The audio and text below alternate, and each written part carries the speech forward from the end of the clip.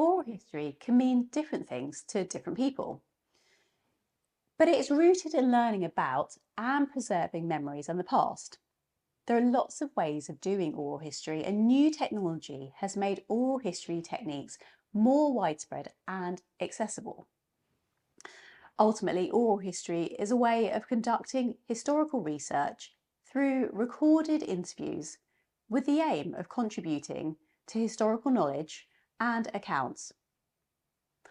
There's a long legacy in the field of capturing voices often unheard, voices that have traditionally been hidden. Oral history usually involves an interviewer interviewing someone about their personal experiences, with the exchange being recorded.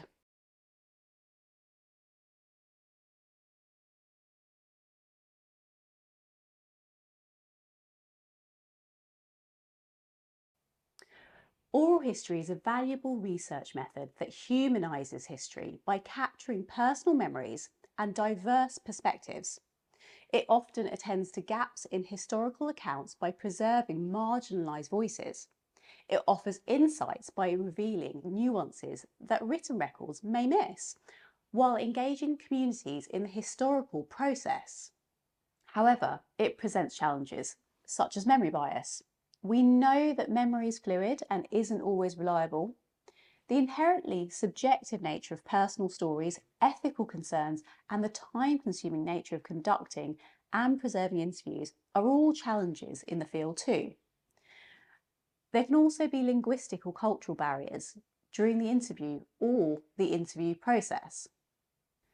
Despite these hurdles, oral history can democratise historical narratives by shedding light on minoritised voices thus far excluded from official records.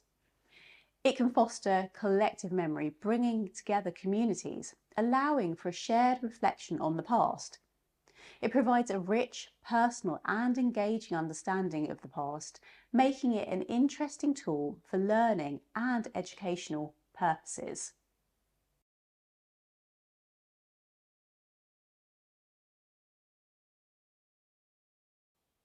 Well, once you've recorded an interview, there are lots of things that it can be used for.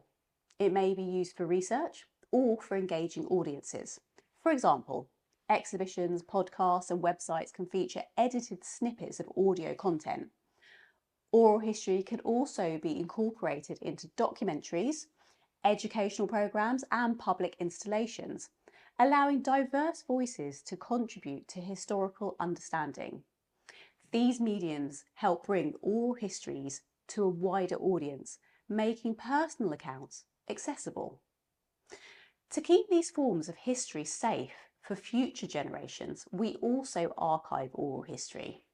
This is typically done through libraries, museums, and cultural institutions, as well as specialised archives dedicated to preserving historical recordings. Many universities and research institutions also maintain oral history collections, and increasingly, digital platforms and online repositories provide accessible storage and sharing options.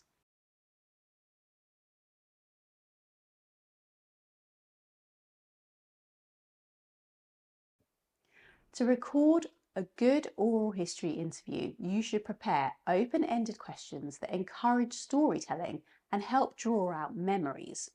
You might want to think about how to build rapport with the interviewee, as well as be patient and attentive, allowing them the time to reflect during the conversation. It's important to avoid interrupting, and following the flow of the conversation can help uncover richer details. You can also ask open questions like, "Can you tell me more about such and such?" to help develop details. Your equipment and environment are also key. You'll want to use high quality audio recording equipment, such as a portable recorder with lapel mics. Also, choose a quiet location free of interruptions. Finally, once you finish your interview, don't forget to back it up as soon as you can. Learn more about good interviews by watching our short films on demonstration interviews and equipment.